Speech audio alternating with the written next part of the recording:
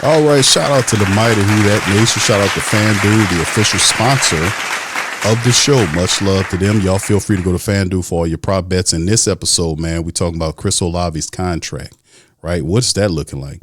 And the Saints contract extension and what it could look like. Shout out to John Sigler from the Saints Wire, because we were talking about this on the previous stream.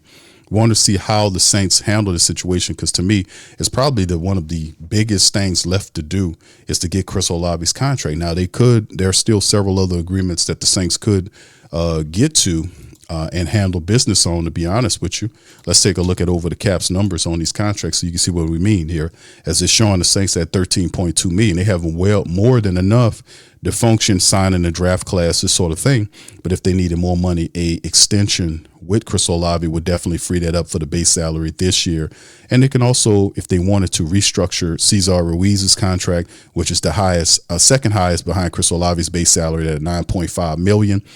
Pete Werner, $6.2 million. Divine Gacho, $6.4 million. Nate Shepard at $4.7 million, and so on and so forth. Then you got guys down the line like that if you wanted to kind of get at the agreements that you can kind of fix some of the agreements. But the Saints seem pretty good right now in what they've done, and they might not seem like they need to restructure. But currently, $13.2 million is where we are in terms of the Saints. And as we get back to the Chris Olave contract extension, what would that look like for the Saints? As we know that the Saints for some time have been the point of it has definitely cooled when we talked about it toward the back of the season. The end of the season interviews that had Chris Olave talking about it, said he's done all he could do. Now it's up to them, meaning Mickey Lomas and Kai Hartley and the staff, to put together the correct amount of money on the contract to get it done. I'm pretty sure Chris Olave told him what he want. And I've told you this before, that he balled out, had a career year. He wants $30-something million a year. And it might not be 30. I think it's more than that. With Garrett Wilson and the rest of these guys are getting this around there.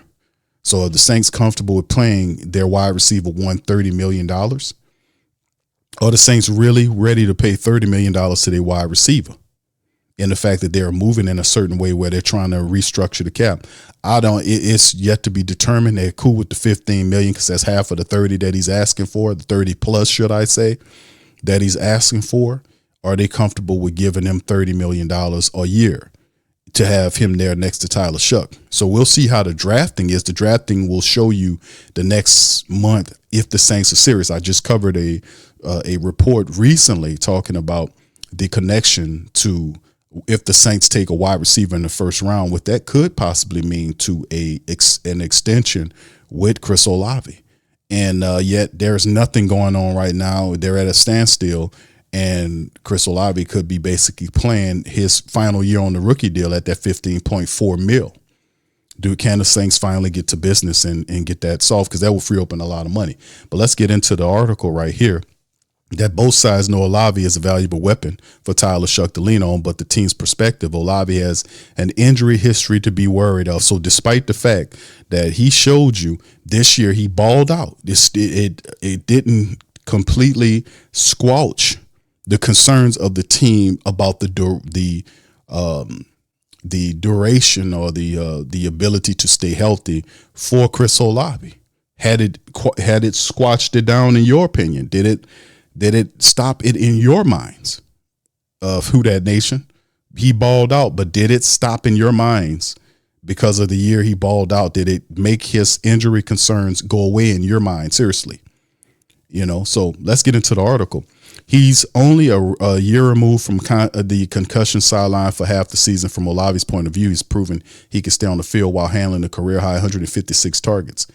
Compromise lies somewhere in the middle. Now, maybe Olave wants his second and third year salaries guaranteed once he puts pen to paper. Maybe the Saints only want to guarantee his salary in year 2 at signing, with a trigger date guaranteeing his third year salary to account for injury.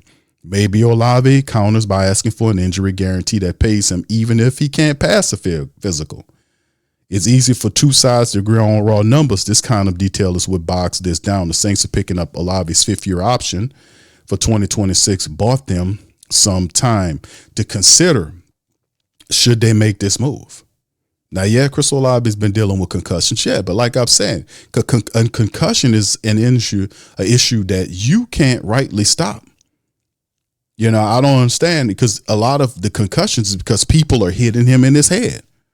How do you prevent a concussion? Now, he's wearing a concussion-proof helmet this year, and I would advocate for him not only just wearing the concussion helmet, but also putting the pad on the concussion helmet. He said he won't do that, but he is wearing a concussion helmet. But how do you stop a concussion? If people are targeting you and hitting you in your head, how do you stop it? You know, so that's what I'm saying. It's not like a traditional injury that you would get, like you have a torn ligament or something like what we see Nick Saldivera keep getting hurt, or Kendre Miller keep getting hurt from hamstrings and all this kind of stuff because they're not stretching properly and they're not putting in the correct work. How about with Chris Olave with head injuries, with concussions, people hitting you in your helmet? How do you stop that? Seriously. So the Saints, their apprehension to sign this deal to get it done is eye-opening. It really is. So, you know, like I said, we'll see what they do in late April when the draft comes along with that first pick, because that will give us all the insight that we need. Now, they didn't go after a wide receiver in free agency because they don't really need to. They still have Chris Olave on the final year of the rookie deal. But what the writer's saying here makes some valuable points about guaranteed money on a player that we've seen concussions. Now, that is definitely something that we need to keep in mind when we talk about this. Now, he gets into some of the numbers. Let's say Olave signs the exact same contract the Indianapolis Colts just gave franchise tag wide receiver Alec Pierce. 4 years, $114 with a $26 million signing bonus, and the first 2 years salary guaranteed another $32 million. But Olave is in a slightly different situation with his fifth-year option. That's where the potential savings come into play. Will reduce his 25 base salary from the $15.49 million he's owed to a veteran minimum, which is he qualifies for 1.21, and pay the difference as a part of a new signing bonus. You still with us? Yeah, I'm with you. Here's what it would look like, right? So let's say what the writer, and he's doing a wonderful job here, using the Alec Pierce contract as inspiration for an Olave deal, right? Giving him the first 2 years guaranteed, right?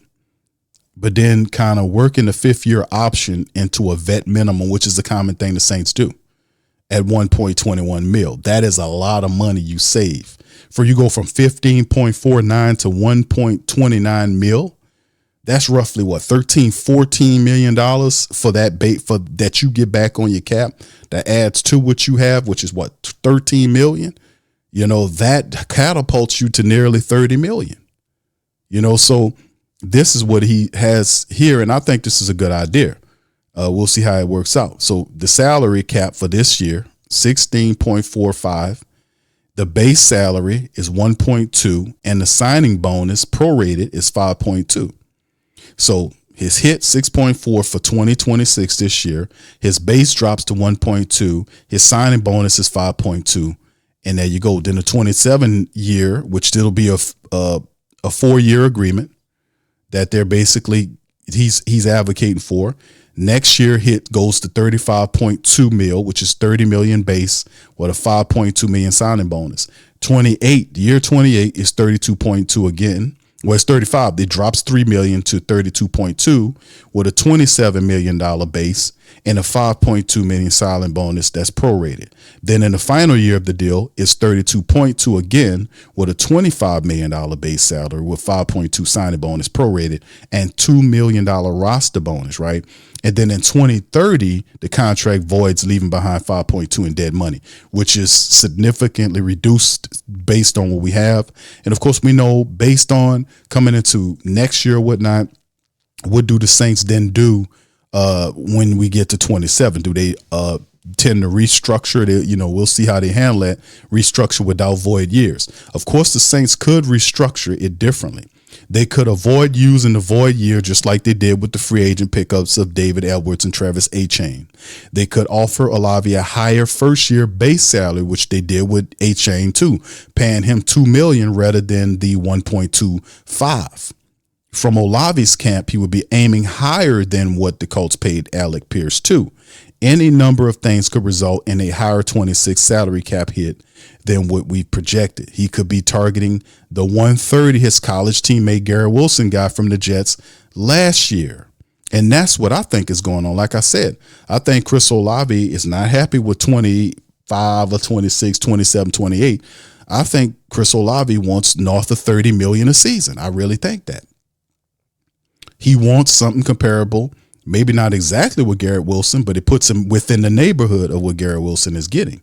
But if the Saints can lower Olave's salary cap hit from 15.49 to our ballpark number and save about $9 million, right on time to sign a rookie class, that's just good business.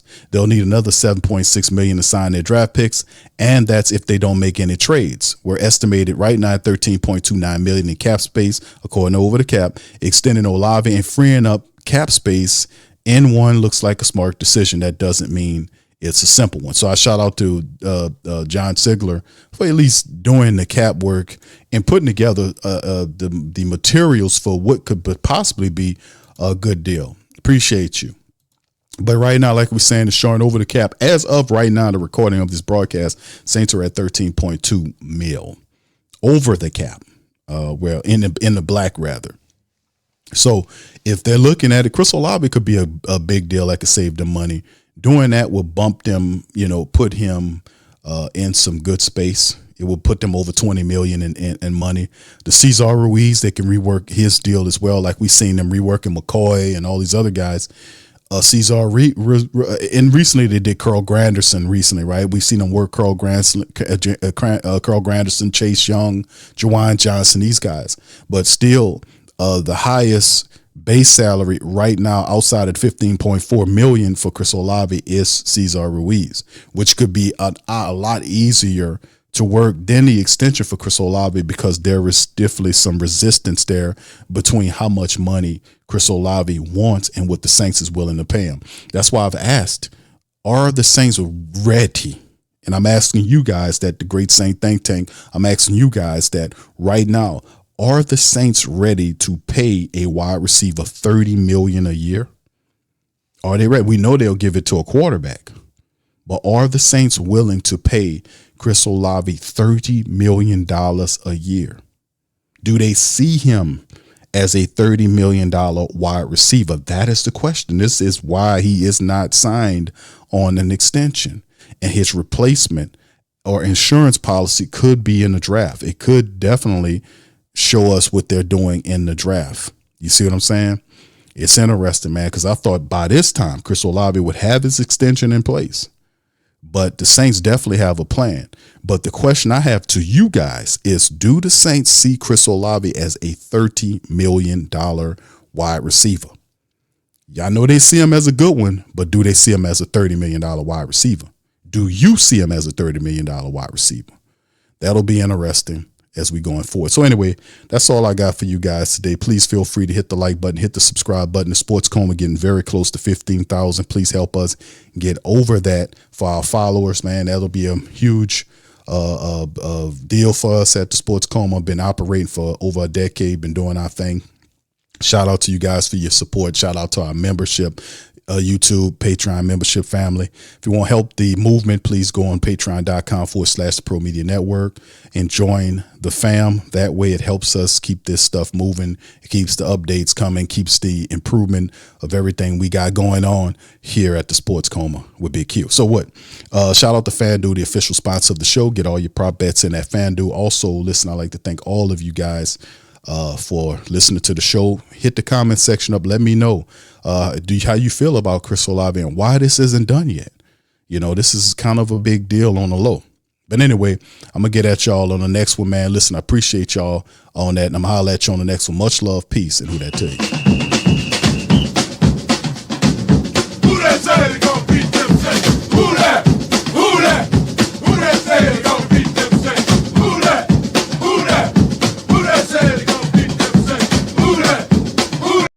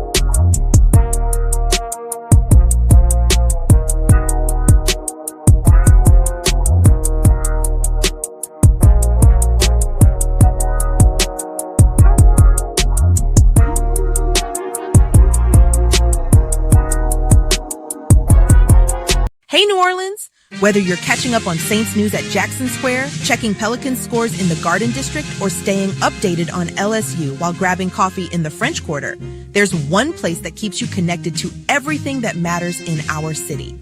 From Bourbon Street to the Superdome, from Preservation Hall to the Riverfront, New Orleanians are staying in the know with the whodatdaily.com, your daily source for Saints, Pelicans, LSU, and all the sports, music, and culture that makes our city special. At work downtown, at a game in the Dome, or just relaxing by the Mississippi, wherever life takes you in the Big Easy, you can stay connected. Because when you're from New Orleans, you don't just live here. You stay in the NO. That's stay in the know. Visit the WhoDatDaily.com and never miss what matters most to Who Dat Nation. Welcome to the Pro Shop, where we create authentic, NOLA-inspired clothing for men, women, and children. From Saints jerseys to Pelicans gear, everything's crafted right here in New Orleans. Whether you're shopping the Pro Shop, the Pel Shop, or the Pro Shop Kids, we've got your whole family covered with genuine merchandise that represents our city's spirit. Check for links in the description section below or in the chat.